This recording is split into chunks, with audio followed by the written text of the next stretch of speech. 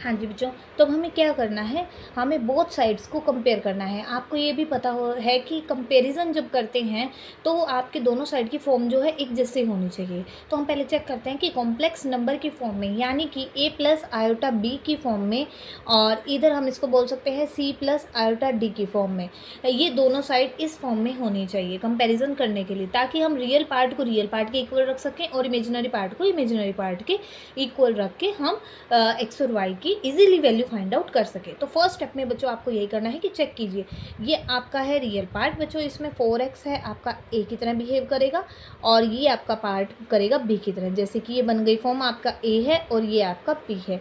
यहाँ पर देखिए ये आपका c बनता है और ये आपका d बन जाता है -6। ठीक है बच्चों, तो कंपेरिजन हमारा हो जाएगा ईजी। ठीक है, तो यहाँ पर मैं कंपेरिजन करूँ तो मैं लिख सकती हूँ कि a is equal to 4x and b is equal to 3x minus Y.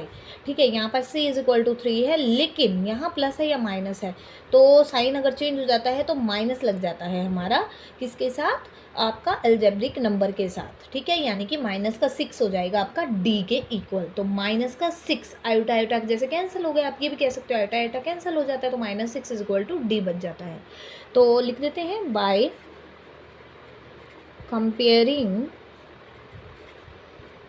the real and imaginary parts of both sides या both complex numbers of both sides. Compare कर दीजिए, कंपेयर कर दीजिए, a is equal to C रख दीजिए, a is equal to C यानी 4x, a is equal to C होगा, तो यहाँ से हमें मिल जाता है 4x इज इक्वल टू 3। ठीक है, a is equal to C. ठीक है, real part real is equal to real. ठीक है, इमेजिनरी r1 कह सकते हैं, ये r1 हो गया, तो ये हमारा हो जाता है r2, और I1 is equal to I2।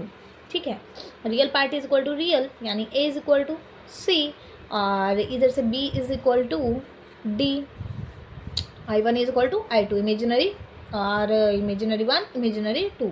ठीक है, तो यहाँ से आप ये भी a प्लस बी की फॉर्म बना रहे हो या रियल प्लस इमेजिनरी फॉर्म बना सकते हो बच्चों। b is equal to D, b is equal to D यानी कि 3x minus Y is equal to minus का 6। ठीक है बच्चों, अब हम इजीली यहाँ से वैल्यू फाइंड आउट कर सकते हैं, x इज इक्वल टू 3/4 हो जाता है। यहाँ वैल्यू पुट कर दीजिए, x is equal to 3x minus Y है, x की वैल्यू को हम यहाँ यूज़ कर लेते हैं 3/4 minus Y is equal to minus, क्योंकि एक इक्वेशन से आपको अगर कोई वेरिएबल निकालना है तो आपको अदर वेरिएबल पता होना चाहिए। वाई निकालना है तो एक्स की वैल्यू आपको कहीं ना कहीं इस स्टेटमेंट से ही निकल आएगी आपकी। 3 3 जा 9, 9/4 minus Y is equal to -6, Y other side में जाता है पॉजिटिव हो जाएगा, और 6 लेफ्ट साइड में आता है तो प्लस का 6 हो जाएगा। वाई इज इक्वल टू 4, 4 यहाँ से 9, 4 6 24 हो जाएगा, 24 और 9 हो जाते हैं आपके 33/4। तो ये बच्चों था हमारा क्वेश्चन फोर्थ का फर्स्ट पार्ट। तो अब करते हैं फोर्थ क्वेश्चन का, आपका है second part. 3y minus 2 plus iota into 7 minus 2x is equal to 0। ठीक है बच्चों, ये हमारे पास स्टेटमेंट गिवन है। अब देखिए x और y निकालने के लिए हमारे पास अदर साइड में तो 0 ही स्टेटमेंट है। क्या हम इसको 0 को लिख सकते हैं 0 प्लस 0 आयोटा, ताकि हम इसके भी कॉम्प्लेक्स नंबर बना सकें, कॉम्प्लेक्स फॉर्म बना सकें, ताकि हम कंपैरिजन कर पाएँ रियल और इमेजिनरी पार्ट का।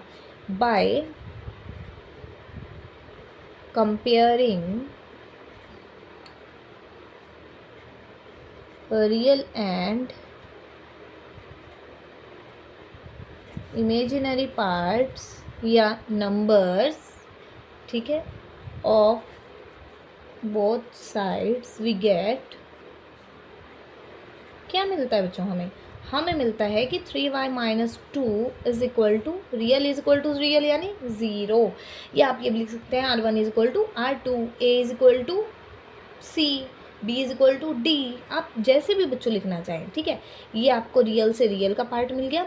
अब ये पार्ट आपका इसके इक्वल हो जाता है, आयोटा आयोटा कैंसिल कीजिए, चाहे आप ये बोल सकते हैं, चाहे आप ये कह सकते हैं कि आप उनके कोफिशिएंट्स ले रहे हैं। तो 3y माइनस 2, अब 7 minus 2x is equal to 0, 3y is equal to plus का 2 हो जाएगा, y इज इक्वल टू 2 में 3 आ जाएगा। इसी तरह से माइनस का 2x है इज इक्वल टू 0 है, 0 माइनस के 7, या फिर आप ये कह दीजिए ये राइट में चला जाएगा तो पॉजिटिव हो जाएगा। तो माइनस के 2x is equal to minus का 7 है, कैंसिल हो जाएगा, और x इज इक्वल टू आ जाता है 7/2। तो x इज इक्वल टू 7/2 है, y इज इक्वल टू आपका 2/3 हो गया। ये था हमारा क्वेश्चन फोर्थ का सेकंड पार्ट। अब हम करते हैं फोर्थ क्वेश्चन का आपका third part.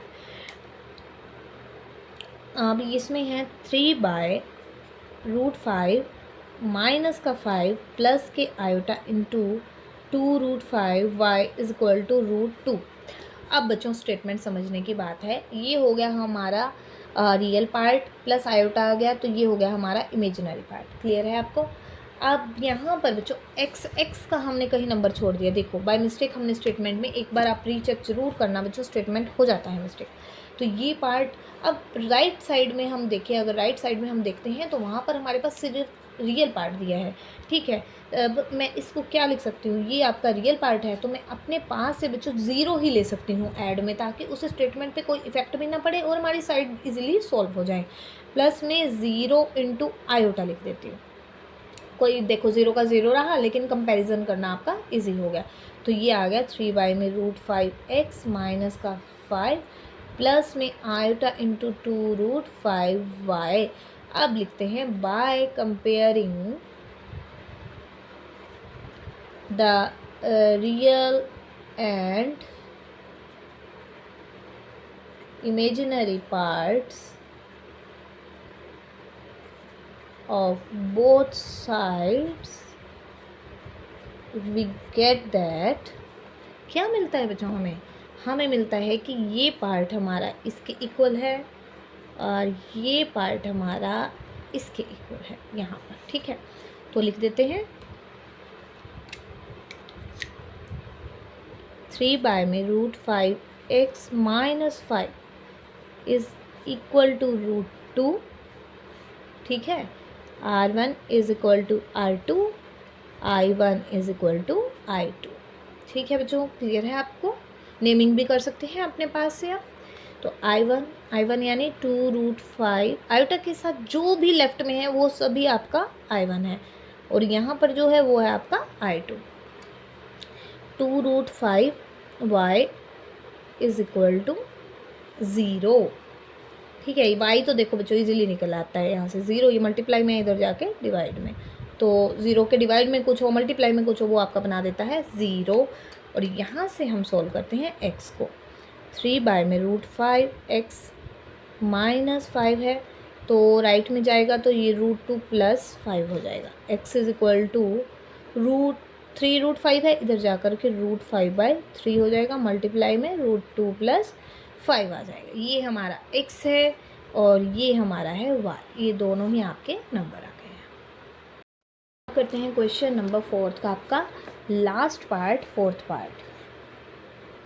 Find the value of x and y if 1/3x minus 1/4y plus 3/4y into iota is equal to -3 plus 5 iota. देखो बच्चों इसमें तो आपका कम्प्लीटली अच्छे से रियल पार्ट भी दिया गया है, इमेजिनरी पार्ट भी, दोनों ही, और दोनों ही साइड में दिए गए हैं।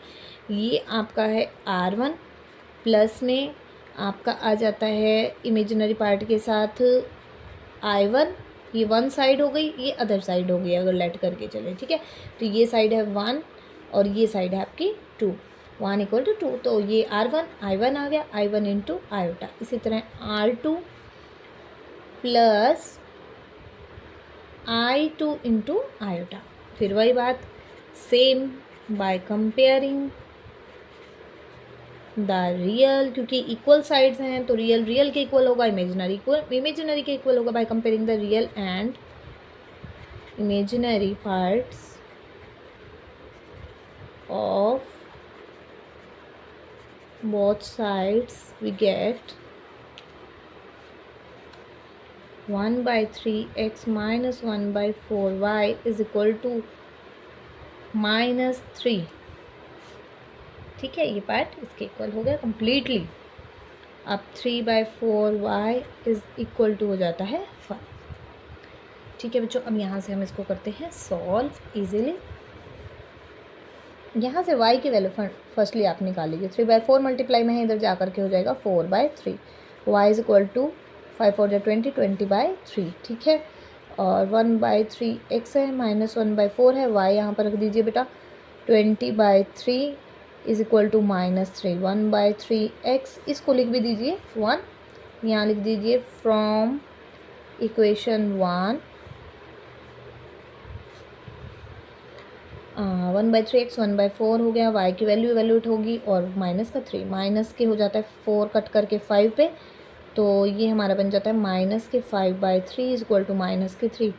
1/3 x इज इक्वल टू -3 है, और यहाँ माइनस का 5/3 है, उधर जा कर के राइट में आपका प्लस का 5/3 हो जाता है। तो 1/3 x इज इक्वल टू, यहाँ से एलसीएम लोगे तो -9 प्लस के 5, 1/3 x is equal to -4/3, x is equal to minus का 4/3 एज इट इज़ है, 1/3 है, यहाँ हो जाता है आपका 3/1, 3 से 3 कैंसिल हो जाता है, x is equal to minus का 4 आता है बच्चों, और यहाँ से आपका y इज इक्वल टू 20/3 आ जाता है। ये आपके दोनों नंबर आपने वैल्यू इनकी फाइंड आउट कर ली है।